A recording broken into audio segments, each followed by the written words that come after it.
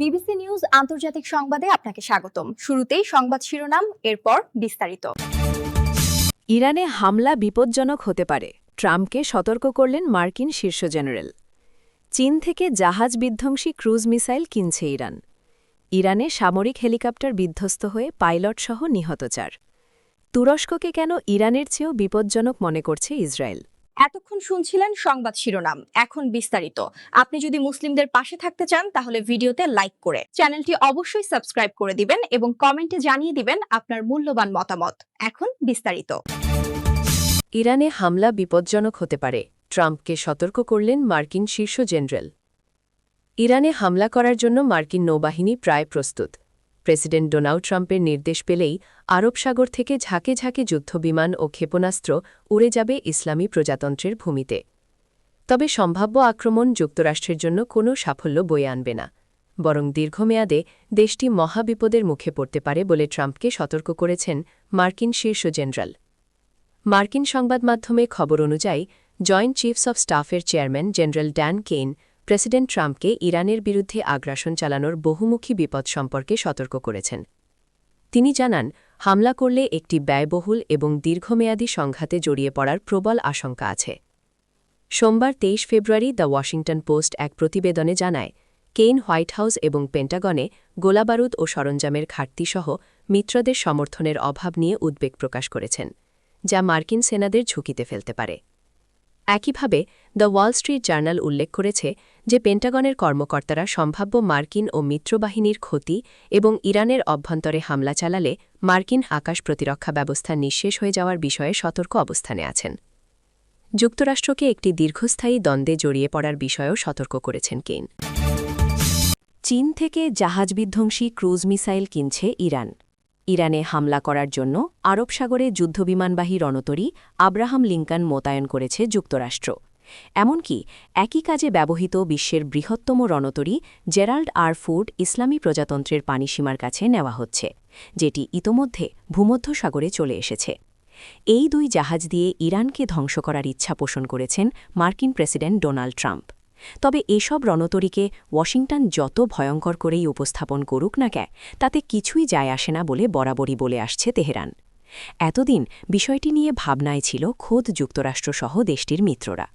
Iran কেন আমেরিকাকে ভয় পাচ্ছে না, ঠিক কোন কারণে ওয়াশিংটনের কাছে আত্মসমর্পণ করছে না তেহরান, এই প্রশ্ন এখন পেন্টাগন ও হোয়াইট হাউসের কর্মকর্তাদের মুখে মুখে। এমন আলোচনা চলার মধ্যেই সম্প্রতি ইরানের সর্বোচ্চ নেতা আয়াতুল্লাহ আলী খামেনি বলেছিলেন যে মার্কিন রণতরীতে ভীত নয় তেহরান, কারণ তাদের কাছে এর চেয়েও শক্তিশালী অস্ত্র আছে, যা এসব দানবীয় রণতরীকে সাগরে ডুবিয়ে দিতে পারে। ইরানের সামরিক হেলিকপ্টার বিধ্বস্ত হয়ে পাইলটসহ নিহত 4।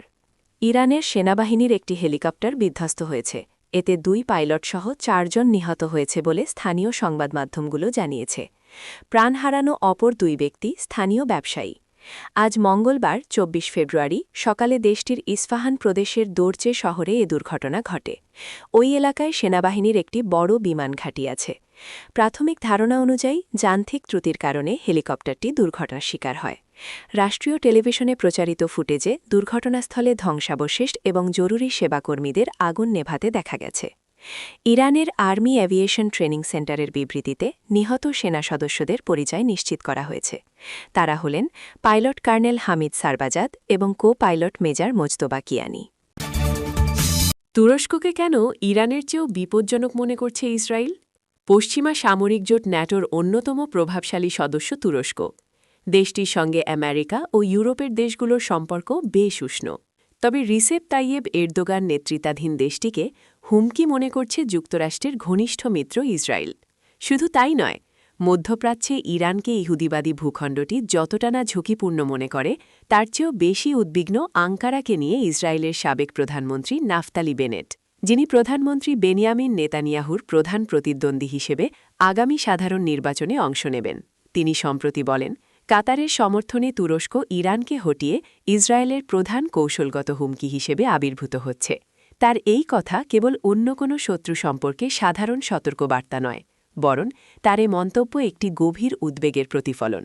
ইসরায়েল হয়তো এমন একজন শক্তিশালী ও সমৃদ্ধ প্রতিপক্ষের সঙ্গে দীর্ঘমেয়াদী সংঘাতের যুগে প্রবেশ করতে যাচ্ছে, যার একটি ঐতিহাসিক তাৎপর্য আছে। কয়েক দশক ধরে ইসরায়েলের নিরাপত্তা উদ্বেগের মূলে ছিল ইরান এবং তার শিয়া অক্ষ, যার মধ্যে আছে ইরানের পারমাণবিক কর্মসূচি, হিজবুল্লার ক্ষেপণাস্ত্র ভাণ্ডার এবং সিরিয়া ও লেবাননের অঘোষিত যুদ্ধ। কিন্তু বেনেটের কথাগুলো একটি নতুন অক্ষের ইঙ্গিত দেয়। তুরস্ক, যা ন্যাটোর সদস্য এবং যার আছে একটি সমৃদ্ধ অর্থনীতি ও বৈশ্বিক উচ্চাকাঙ্ক্ষা। আঙ্কারা একটি সুন্নি অক্ষ তৈরি করছে, যা ইরানের শিয়া অক্ষের চেয়েও শক্তিশালী হতে পারে।